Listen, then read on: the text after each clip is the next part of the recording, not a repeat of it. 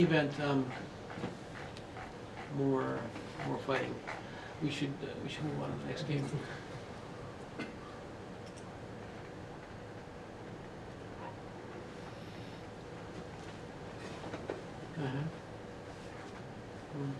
Huh.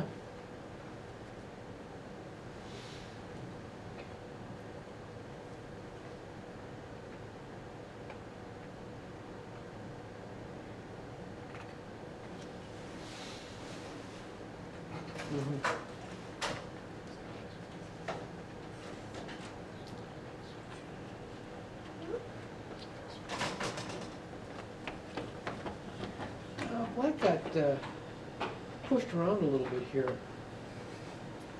This is indeed a worthy move insofar as it goes, but how about if we do this and just accept that white gets a forcing move here?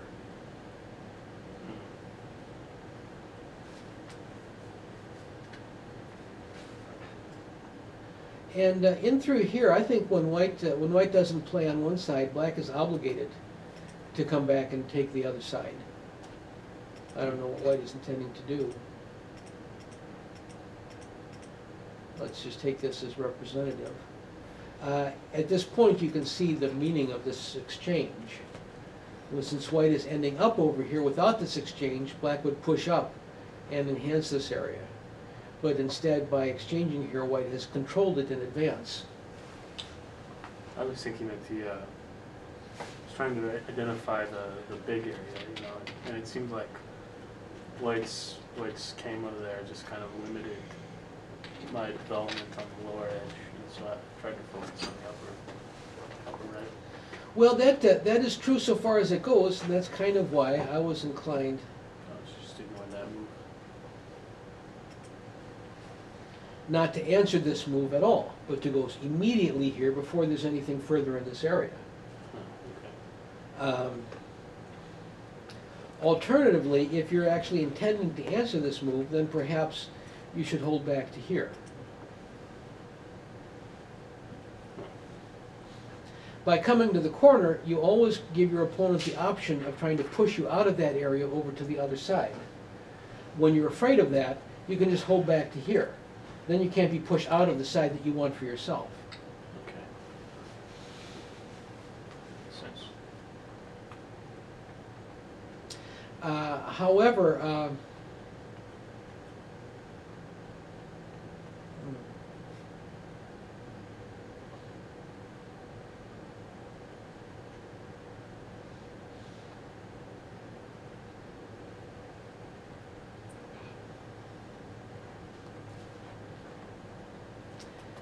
I think white should move this stone.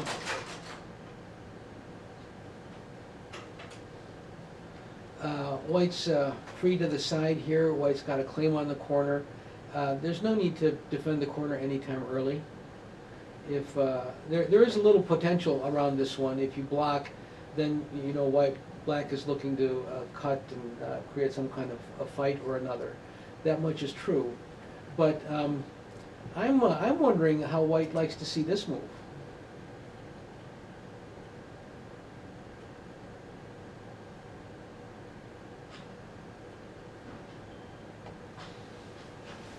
Definitely, from black's perspective, this point is just off the mark.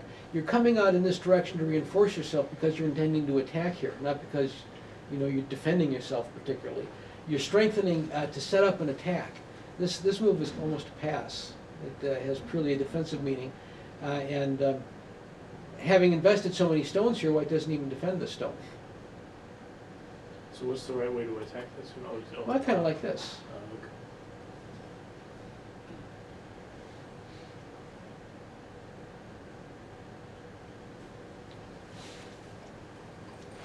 My one concern with playing this is, as long as there's the, open, white's got the say jump underneath or something like that. And so, to play on top like this, I sort of have to be able to count on getting some kind of outside position, or some position facing the center, and it just didn't seem to have a good relationship. any of the other stones.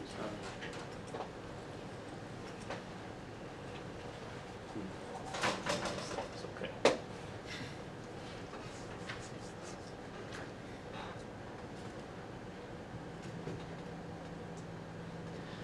There's no need to keep white from connecting.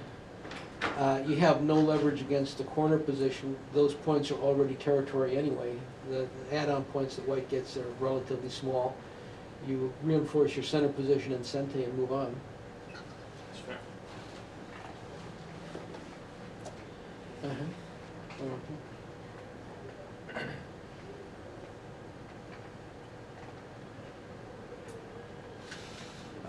Well, the proverb says play a nice move against the cap. I think black can be content with this.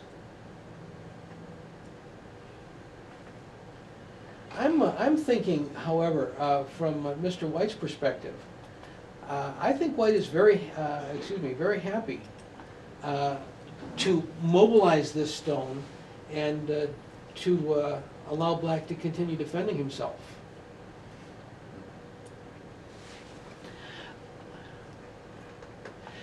The problem with this plan of white's, white is looking to try and enhance the center.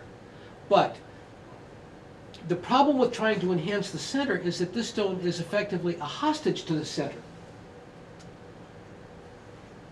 If white is intending to enhance the center, then in order to maintain the center, he has to give the stone away. If he's not prepared to get the stone away, he can't take the center, because black will put pressure on the stone one way or another, and he will walk right into the center as white is defending. It's impossible to actually effectively secure a center with a hostage like this. So that in a handicap game, moving to a center plan like this can be a very effective way of developing the game. In this particular case, I think the white has to deal with this stone before he can turn his attention to the center.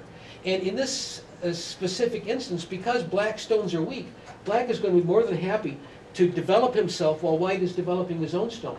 Then white can turn back to the next issue and have a free hand. I expect that if white plays here, what is Mr. Black going to do? Mr. Black?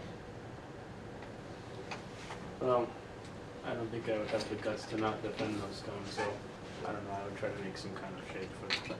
Mm-hmm. I don't know what the best move is. You want to do that? Maybe a little bit more ambitious than that, but I don't. Well, what's more ambitious? This? I don't know. It's hard to say. Something meek like that, yeah. I would probably ignore the second jump and make the one space jump from the Here? stone, yeah. This feels manageable. I don't know, maybe jump out there, yeah. Here?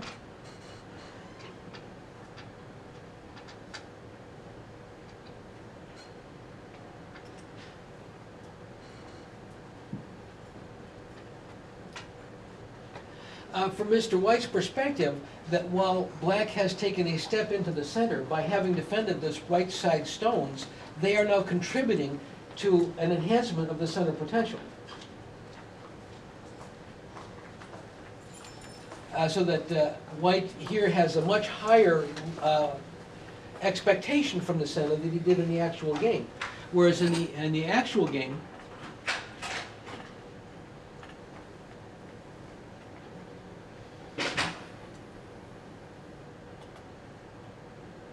well, even let's just take a little bit further.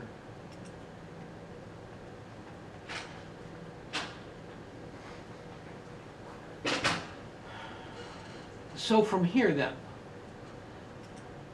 having gotten this stone down so that there's no linkage across this side, I would go directly after the stone and see if white is prepared to dump it. You've built him up to some extent over here, which you don't really like, but still. Is white going to do this? Even having played this many moves, still the potential of the center is not as great as all that.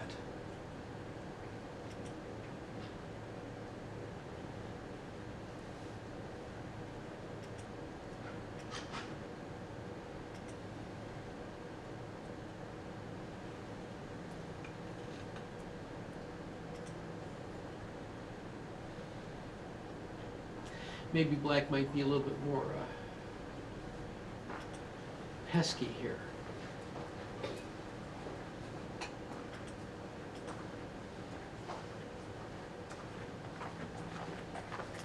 There's actually, once the game has taken this course, white might actually elect to dump the stone, which gets the problem of making a contact move. See, this is sort of the reason for the proverb, play a knight's move against a cap. He's looking, when he caps, this is his area of value. As you attach against him, you help him build in his area of value. You just give him more of what he's wanting anyway. If you play a nice move, you've secured yourself against the pressure that the cap represents to your stone, but you haven't helped him out.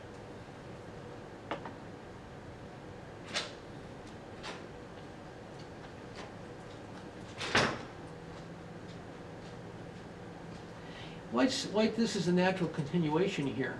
But you know, you're getting nice part of territory, and white's not actually helping himself that much by moving in this direction because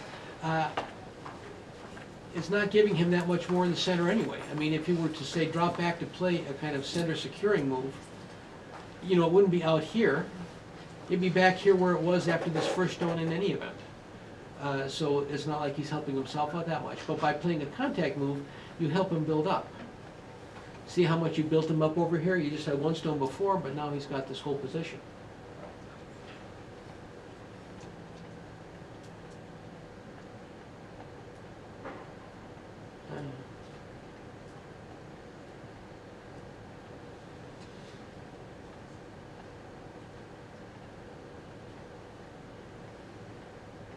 So what's happening in this game? What's the score? Right now? Oh, at the end? At the end, a bunch of terrible things happened and things died. But, yeah, so it just got really bad in the end game. At this point in time, who's leading? Probably white by a little bit. I think it's hard for me to tell. But like black could do stuff on the bottom. Like it's pretty like I think white's so like assuming black it's about let's say like the middle of the center is about 10 points. I think white's ahead that a little bit. But I think black could attach at the bottom at the next move like in so no to the right. To here? Attach right there. Really? Yeah. And then white has to play on the other side. Black and honey on the bottom. If here, then black does what? Honey, yeah. Honey. This way? And then target. Like this? Yeah, and then jump. I think black, yeah, black. Something this way? Yeah, something like that. Uh-huh.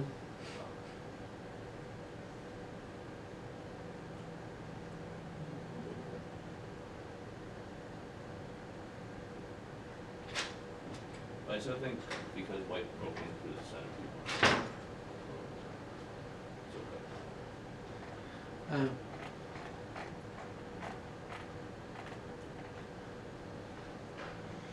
it's okay. If you consider, you know, the intent of a move like this nominally is to create a value over here for black, but there's no value really over there for black.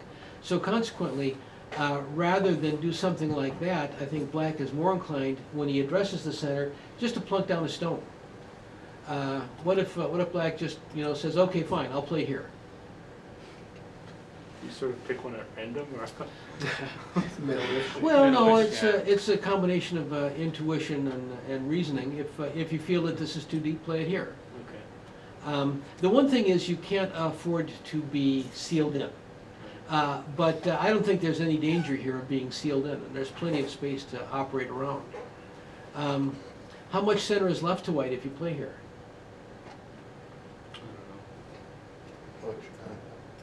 Not that much. That's certainly controllable and manageable.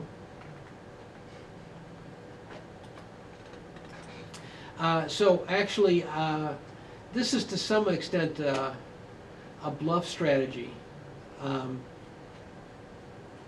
It's gotten, because you built up white, I think it is a little too late to attack this stone. But if you just plunk a stone down in the center, the stone is not going to die. And at that point in time, there's a real question mark whether white is getting enough value from the stones he's played.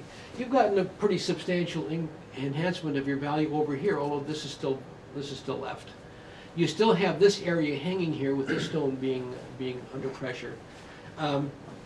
You just control the center here and you're in pretty good shape. This game became a favorable game to white because you let him have the entire center. This type of plan is acceptable if you're enhancing your own territory. It functions as a reduction because while he's getting more, you're getting more. But if you have nothing there, this just simply is not working. My goal is somehow to build some thickness facing the right edge so that that stone on the right dies naturally. I don't know if that's... Well, you know, that's a nice idea, but with a cutting point here and a cutting point here, you can't build strength with defects. So could you give me some idea of some general principles that tell you how to decide when to reduce a big center framework from the outside and when you should just plunk a stone down? Well, plunking a stone down is reducing from the outside. Oh, okay. You know, sometimes in some games it's been right to sort of move from your own strength, you know, without risking getting cut off or anything like that.